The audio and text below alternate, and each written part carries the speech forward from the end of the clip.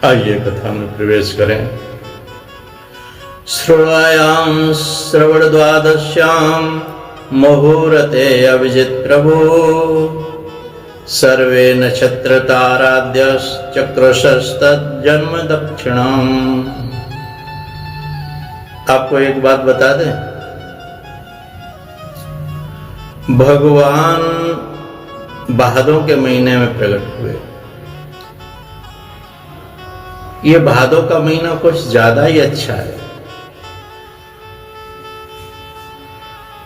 क्योंकि भगवान कृष्ण का अवतार हुआ तो भादों के महीने में, राधा रानी प्रकट हुई तो भादों के महीने में, बलराम जी प्रकट हुए तो भादों के महीने में, और ये वामन अवतार जो हो रहा है ये भी भादों के महीने में। और सुखदेव जी महाराज ने परीक्षित को जो कथा सुनाई वो भी भादों के महीने में। ये भादों का महीना परम पवित्र महीना है। भादों का महीना बहुत ही पवित्र है। परम पवित्र समय आया भाद्रपद के शुक्ल पक्ष को द्वितीय द्वादशी के दिन मध्याह्न काल में माता अदिति के सम्मुख वामन भगवान प्रकट हो गए। चारों ओर उजाला छा गया, हृदय आनंद से भर गया। कश्यप भी वामन का दर्शन करने के लिए दौड़े चले आए। माता पिता को भान कराने के लिए वामन ने अपने चतुर्भुज स्वरूप का दर्शन कराया। चतुर्भुज स्वरूप माता पिता का हृदय आनंद से भर गया। मूक हृदय भगवान का जय जयकार कर रहा था। नारायण का चतुर्भुज स्वरूप अदृश्य हो गया और वे 7 वर्ष के बटुक बन गए। सुंदर लंगोटी थी, मुख पर से दिव्य तेज छलक रहा था। ब्रह्मादि देव भी वहां पधारे।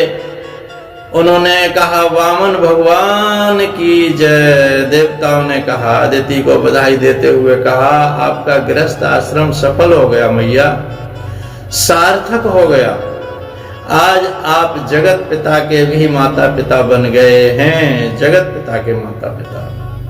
कश्यप अदिति का गृहस्थ आश्रम अत्यंत पवित्र था, अतः भगवान उनके घर प्रकट हुए। जब वामन जी प्रकट हुए तभी वे 7 वर्ष के थे, अतः उनकी बाल लीला का वर्णन नहीं है।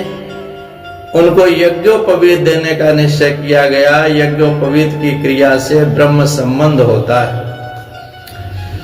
मंत्र दान करता हुआ पिता पुत्र से कहता है कि आज से वह अपना नहीं, मेरा नहीं, किंतु ईश्वर का हो गया, ईश्वर का हो गया।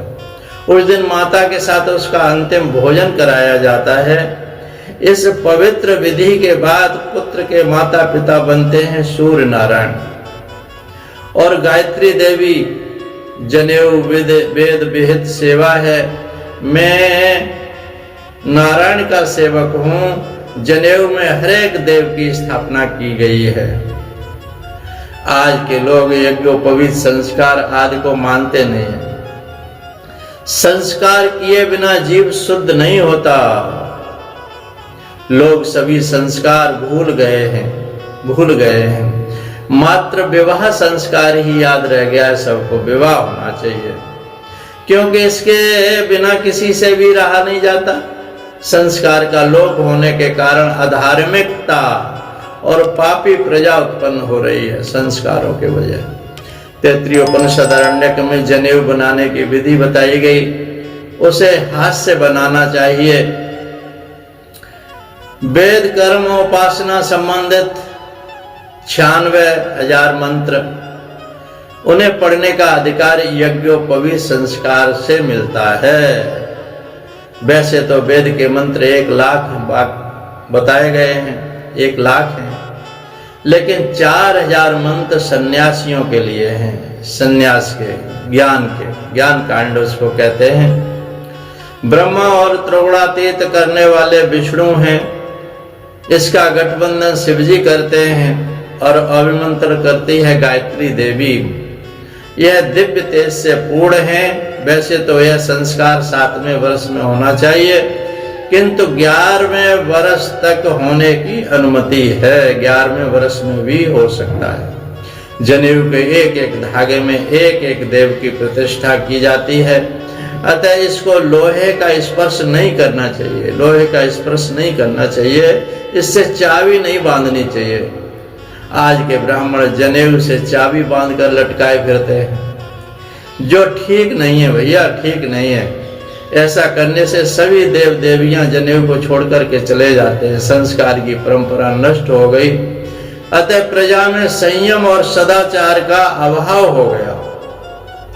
हमारे कल्याण के हेतु ही तो प्राचीन ऋषियों ने संस्कारों की रचना की थी।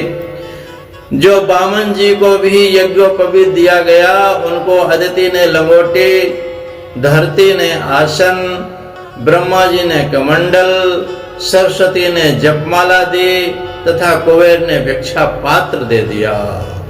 ब्राह्मण को 3 बार संध्या करने का आदेश है।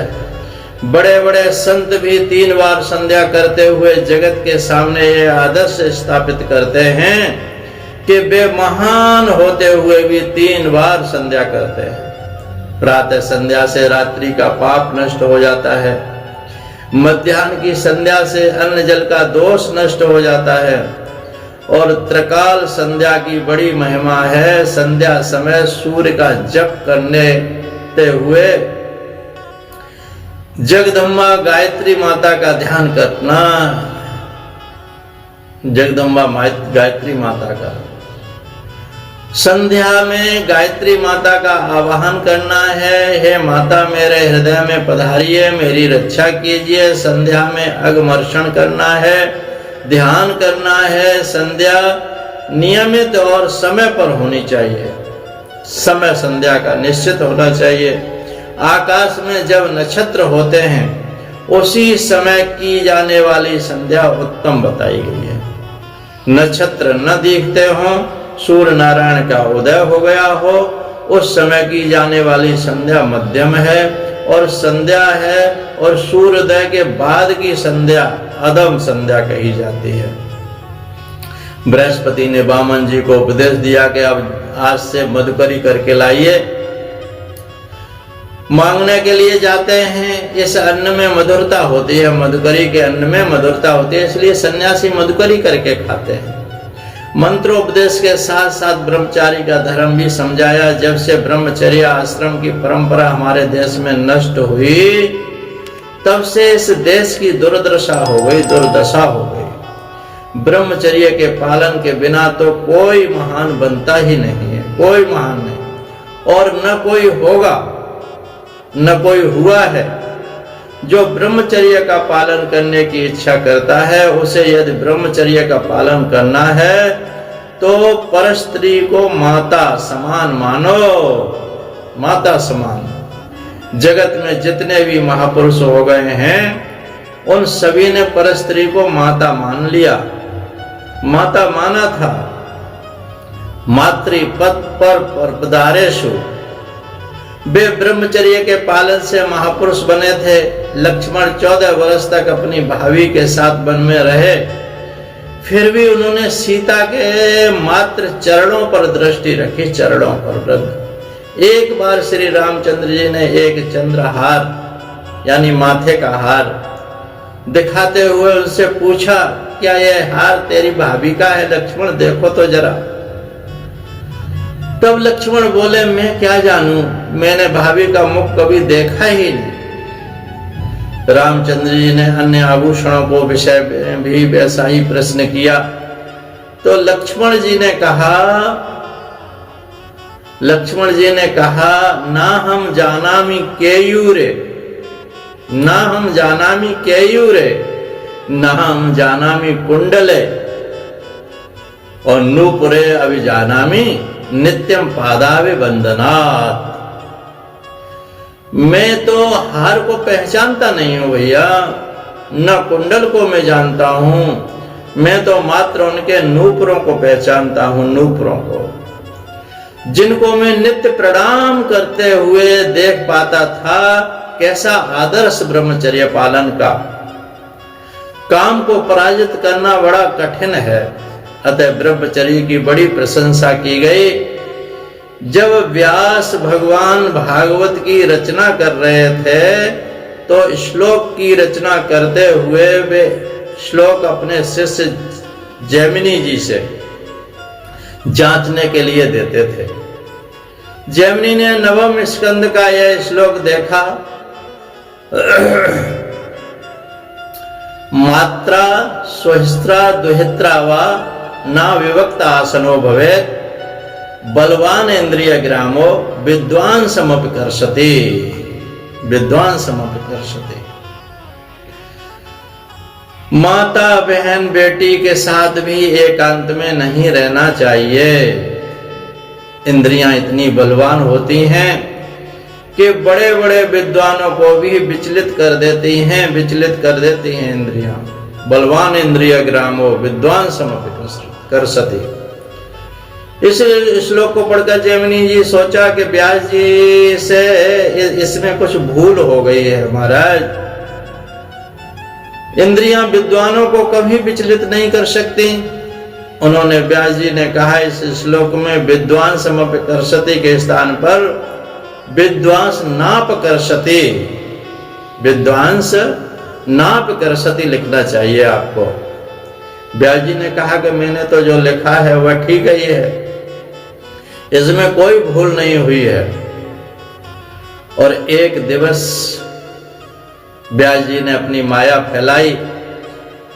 एक दिवस जैमिनी संध्या समाप्त करके जलादि को बाहर विसर्जित करने के लिए गए तो वहां उन्होंने देखा कि एक सुंदर युवती वृक्ष के नीचे वर्षा से भीग रही है। भीगे हुए वस्त्रों से झलकते हुए सौंदर्य को देख करके जैमिनी विचलित हो गए।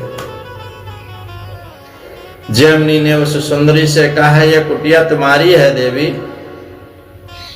आओ यहां आप रहो, आश्रम में विश्वास करो। सुंदरी बोली पुरुष कपटी होते हैं, मैं आपका विश्वास कैसे करूं।